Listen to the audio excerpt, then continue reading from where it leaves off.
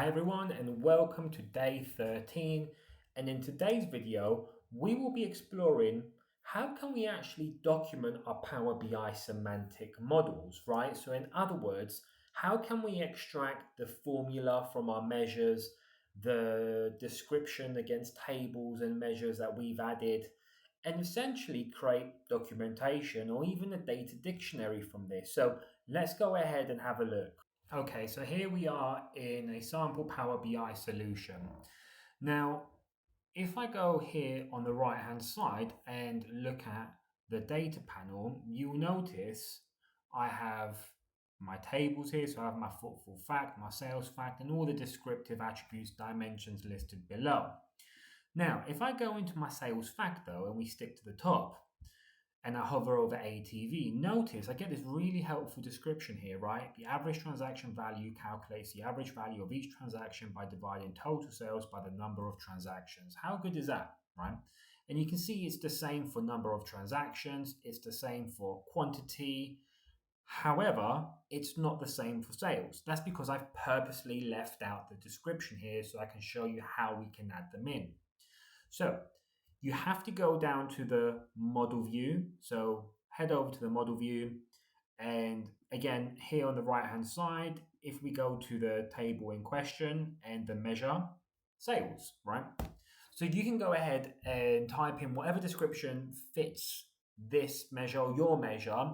And that way, when end users are interacting with the solution or even self-service users building their own reports, that helpful description will pop up in the tooltip, right? So I can go ahead and say the sales is the total revenue generated. I don't know, something like that, right? The other thing to keep in mind, right? You can actually go ahead and select create with Copilot. Now, you do need to have a Fabric capacity and Copilot enabled for this to work. Unfortunately, I haven't got that available now. I used to, and I did a blog on this as well. I thought it was quite good, personally. I tried it with different acronyms, ATV, UPT for retail, and a few other ones for manufacturing. I think it was in finance. And it actually gave a decent definition. Of course, do that if you have the availability to, but make sure you review it. If you don't, what I would recommend is just do a snippet of all your measures, run it into ChatGPT if you have a license there as well, or even the free version, and then it will give you a definition that you can just copy and paste back in here as well. But anyway, I have now added the sales is the total revenue generated. But what does that actually mean? So what if we have descriptions here? Let me show you. Once you add all the descriptions, including for tables, right? Including for tables. So let's say contains all revenue and sales related measures. Just something random for now, right? Now, what I'm going to do, I'm going to go to external tools and click on DAX Studio, right? I have used DAX Studio in some of the previous videos as part of 25 days of Power BI working up to Christmas. One was to identify the true memory consumption, and the other one was also to look at the Vertipack metrics and to also remove the auto-generated date timetable. So be sure to check those out. But anyway, here we are. Now, what I'm going to do, I'm going to go ahead and select DMV, right? I think it's called Dynamic Management Views. But anyway, from here, I'm going to go to Measures. And what I'm really looking for is this here. Whoops. So go on the top, DMV. After you've established a connection to the local model, of course, I have because I opened it directly from external tools ribbon in Power BI Desktop. If you go to the TM schema measures, run that, and look at this, right? We have all the measures listed here and all the descriptions. How good is that, right? And you can see you also have the table ID, so you can reference it back to the table it belongs to. You have the data type ID, you have the expression itself, so the actual DAX calculation being used, all listed directly in here as well. You got the format string, you got a different columns to say, is this measure hidden? No, in our model, they're not hidden, and various different other stuff, such as the display folders as well. So you can already start to see how valuable this information can be, right? And of course, right now, sales description is the sales is the total revenue generated. But just to make sure we all see what's happening here, if I go ahead and just remove that for a moment, and I just quickly rerun this here, you'll see that has now disappeared. I want to add it back in, of course, for the sake of this demo. And now if I rerun this, instantly you see it's updated with the description. But it doesn't stop there, right? What we could do, we could also say tables, and let's run tables now. And instead of all the measures now, and remember we had the table ID in the measure schema, right? In the tables, I selected the wrong one. In the tables is TM schema tables. There we go. There we go. We have the ID. So you can see, and you'll see this in a moment, how you can relate these two tables together afterwards. But here are all the table names, and I've added a description for the sales fact, contains all revenue and sales related measures. How good is this, right? So if we also have a look down here below TM schema, these are all the tables, and we're not going to go through all of them now, right? I mean, there's a lot to go through here as well. For instance, you can see the measures, which we had a look at already. Model, that should really be one record for the solution I'm showing you now. But you also have tables, which I showed you, storage files, the relationships as well, the refresh policies, perspectives, if we have any, the partitions, and various different other elements. I mean, one of the important ones will probably be columns as well, if we want, right? A very common one to bring in. But anyway, now that we have access to this information, what can we do with it?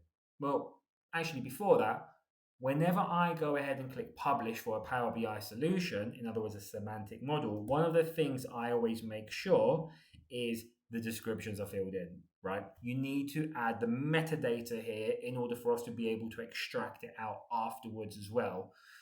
So once you have that information, really you can actually go ahead and take it out as well. Create a spreadsheet out of it. Wouldn't really suggest that. There's different ways to go around documenting your solutions as well. There are some great tools out there, and from what I see, there is more coming out with Microsoft Fabric. But just to really finish this up and show you what I like to do as well. So once you do that, let's say we added all the descriptions in here. We're happy, right? We're happy. All descriptions exist within all measures, columns, and tables. What do we do now? Well, I would usually go ahead and click publish this to the Power BI service, right? And then afterwards, do I have one open? No. I would open up a new Power BI solution here.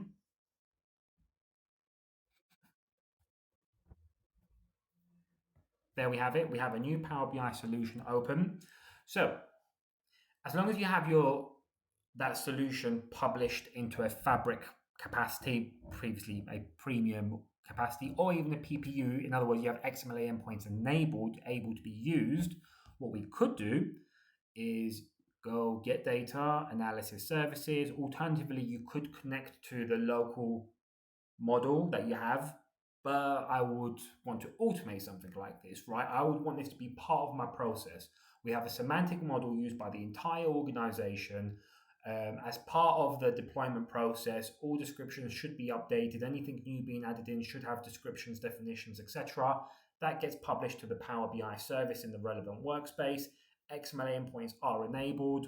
So what I did here before, just to save some time, that's the XMLA, or the connection link, I should say.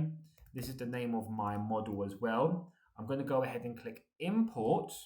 And by the way, these are just the queries I took from DAX Studio just a moment ago. You saw them, right? If we add that in there and run it,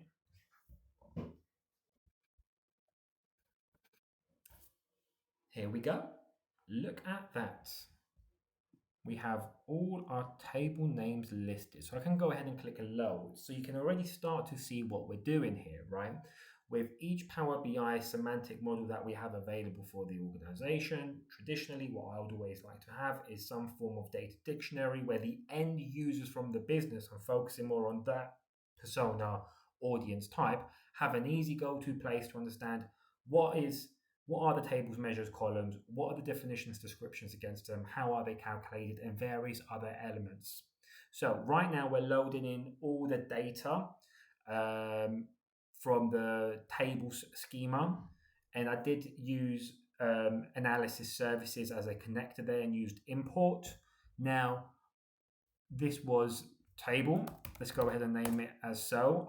Normally, I'd probably go through Power Query, check it all there, make sure everything is in the right format, data types, etc. But just to save on time now, I'm just going to repeat this process one more time.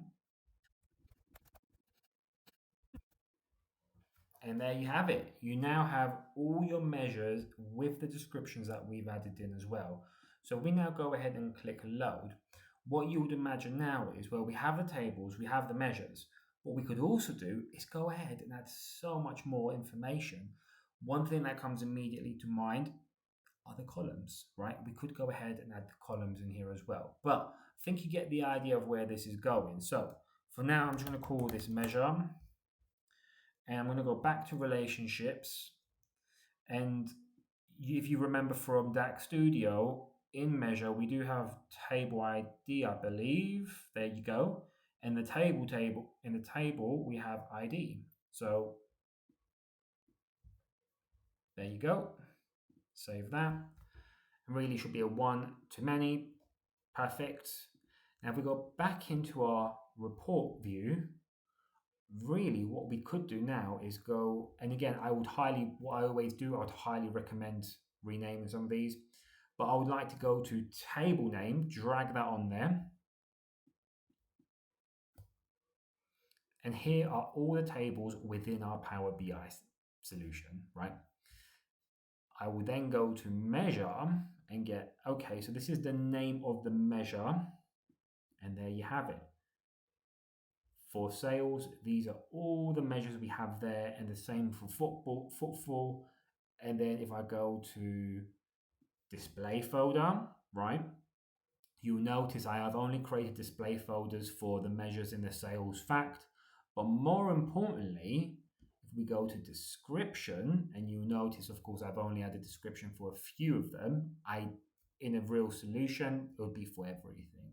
How good is that? And you can create a very interactive report and have it available for the end users of the semantic model in order to assist them in understanding what are they actually looking at. So hopefully that video came in helpful. If you have any questions, of course, feel free to reach out.